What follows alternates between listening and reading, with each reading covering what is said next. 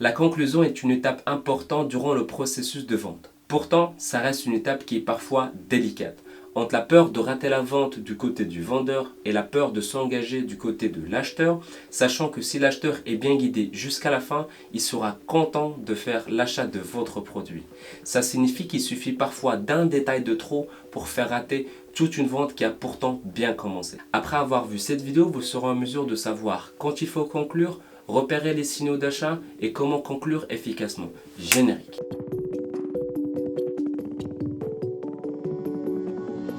Bonjour, je suis Mehdi Laréni et bienvenue sur l'Art de Convaincre, la chaîne qui vous apprend à vendre plus, plus vite et plus cher. Durant mes expériences passées à côtoyer des sociétés classées dans le Fortune 500, que ce soit en B2B ou en B2C, ils me permettent aujourd'hui de vous livrer les différentes méthodologies, toujours dans le but de vendre davantage. Alors si vous êtes nouveau ici, pensez à vous abonner en cliquant juste en bas parce que je publie une vidéo chaque semaine. L'intérêt de bien conclure donne l'opportunité au vendeur d'offrir le meilleur service et de fidéliser son client. Pour éviter de gâcher une vente, il faut savoir faire preuve d'optimisme et un certain esprit d'analyse. Comme je l'ai dit au début, un vendeur peut avoir peur de conclure parce qu'il pense recevoir une réponse négative à sa proposition. Il va donc hésiter et va continuer d'argumenter encore et encore jusqu'à mettre son client dans le doute et donc perdre la vente. Et pour éviter de perdre une vente bêtement à cause de ça, il faut apprendre à repérer les signaux d'achat venant du prospect et apprendre l'art de conclure. Commençons par quand faut-il conclure. Tout d'abord, pour bien conclure une vente, il faut s'assurer de deux choses. Premièrement, que toutes les objections ont été traitées et deuxièmement, que le client soit convaincu par notre offre.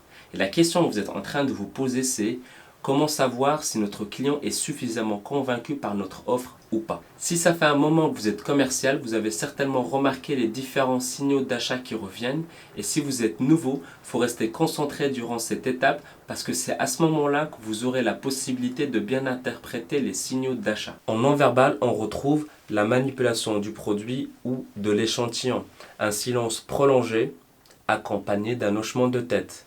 En B2C, on peut observer parfois la personne touchant brièvement son portefeuille. Et dans le verbal, on remarque que le client fait des questions ou des réflexions où il parle du produit comme s'il lui appartenait.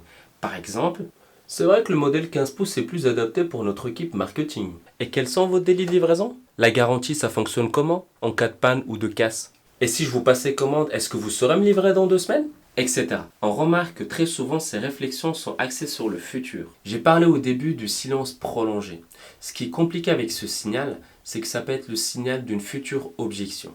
Ce que je veux dire par là, c'est qu'une fois convaincu, le client peut potentiellement chercher une objection à laquelle vous devez y répondre. Et une fois répondu, il va y avoir un autre silence. Et le client va chercher à combler ce silence avec une autre objection, et ainsi de suite. Et pour remédier à ça, ce que vous devez faire à ce moment-là, c'est qu'une fois que vous avez répondu convenablement à son objection, vous devez immédiatement passer à l'étape suivante qui signifie conclure la vente. Sinon, durant ce silence, le client va chercher d'autres objections qui risqueront de vous faire perdre la vente. Et enfin, le signal qu'on ne peut pas louper, c'est quand le prospect vous annonce qu'il aimerait bien faire affaire avec vous, mais qu'il souhaite quelque chose en contrepartie. Les phrases peuvent être du genre « Si j'en prends 15, est-ce que le 16e est offert ? J'aimerais bien acheter chez vous, mais il faudra me faire une remise plus importante. » Donc si jamais la remise qu'il vous demande reste acceptable, accordez-la, mais avec une contrepartie de sa part également. Nous verrons dans une autre vidéo comment négocier efficacement. Abonnez-vous pour que vous soyez prévenus. Ce qu'il faut savoir, c'est que dès que vous repérez un signal d'achat, vous devez arrêter votre argumentation. Passons maintenant à comment conclure. Il y a tellement de choses qui ont été dites à propos de cette étape. Et ce que vous devez savoir, c'est qu'il n'existe pas de méthode magique et universelle qui permet de faire une vente à coup sûr. La vente, pour moi, est quelque chose d'humain, de relationnel, de relation de confiance. Donc si on essaie de forcer la main à un client, sachez que tôt ou tard, il va être déçu. Et vous savez très bien ce que fait un client quand il est déçu. Il va en parler à plusieurs parce qu'il a l'impression d'être lésé. En psychologie, on appelle ça l'aversion à la perte. Ça sera peut-être le sujet d'une prochaine vidéo. Maintenant, on va voir 4 manières de bien conclure. La première, c'est la proposition directe, qui reste la plus simple et la plus utilisée. Pourquoi ? Parce que c'est la suite logique d'un entretien de vente. Elle peut vous paraître trop directe ou trop brutale, mais dites-vous que la proposition directe, c'est celle qui aura le plus d'effet. Évidemment, il ne faut pas y aller n'importe comment. Sinon, vous risquez de braquer votre prospect. Il faut y aller avec finesse et délicatesse. Ça peut par exemple être « C'est ok, on vous livre cette semaine ? On est d'accord, on commence les travaux dans 5 jours ? Alors, on commence l'installation du site web dès demain ?»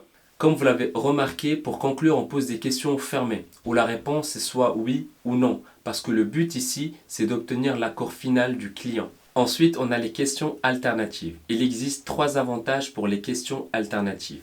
La première, on donne le choix à notre prospect entre 2 propositions qui nous est favorable. Deuxièmement, on donne l'impression que le client a le choix alors que ce n'est pas vraiment le cas. Troisièmement, c'est très compliqué de répondre par une réponse négative. Voici quelques exemples de questions alternatives. Vous voulez être livré en avril ou en mai? Vous voulez que l'installation soit pour octobre ou pour novembre? Vous voulez 50 ou 100 exemplaires? Vous voulez seulement l'ordinateur ou aussi la station d'accueil qui va avec, etc. Et puis on a la vente présumée. La différence entre cette méthode et les questions alternatives, c'est que celle-là, elle ne laisse plus trop le choix à votre prospect. Donc son utilisation, elle est un peu délicate. Pourquoi? Parce que la vente présumée suppose que le client a déjà signé. Et donc ça peut donner l'impression de forcer la main, ce qui n'est pas très agréable pour votre image et pour la confiance entre vous et l'acheteur. Donc avant de l'utiliser, il faut être certain d'avoir eu un signal d'achat. Voici un exemple de question qu'on peut poser en mode vente présumée. De quel montant vous voulez être prélevé chaque mois pour votre assurance? Dans quel endroit vous voulez qu'on dépose la marchandise une fois livrée? Et enfin la règle d'or, le silence.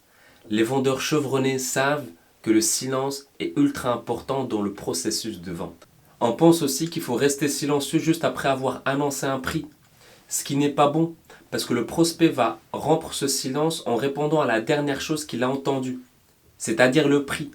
Alors que si vous restez silencieux après avoir demandé l'engagement auprès de votre client, alors il va rompre ce silence en répondant à votre proposition.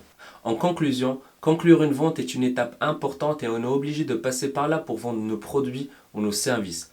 Beaucoup de vendeurs échouent ici parce qu'ils ont peur qu'on pense d'eux qu'ils sont malhonnêtes ou bien qu'ils sont en train de manipuler le prospect, ou qu'ils ont peur d'avoir une réponse négative à leur proposition. Ce qu'il faut savoir, c'est que les techniques de manipulation peuvent être utilisées pour forcer une vente, mais ce n'est jamais bon, comme je l'ai dit au début. La vente est une question de confiance. Parfois, le prospect a besoin d'être guidé sans être forcé pour faire l'achat de son produit.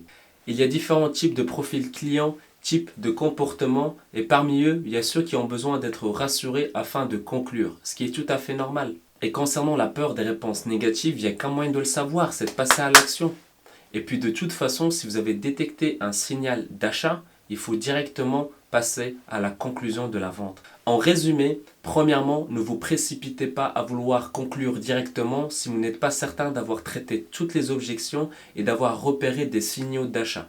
Deuxièmement, le seul moyen de remédier à la peur de conclure est de vous forcer à appliquer les méthodes qu'on a vues aujourd'hui et petit à petit, cette peur va pouvoir disparaître. Troisièmement, pas la peine de chercher s'il existe une méthode magique qui vous permet de conclure à tous les coups, ça n'existe pas, sinon ça se saurait. Si vous avez aimé cette vidéo, cliquez ici pour vous abonner. Si vous êtes déjà abonné, alors laissez-moi un commentaire parce que je suis curieux de connaître votre avis.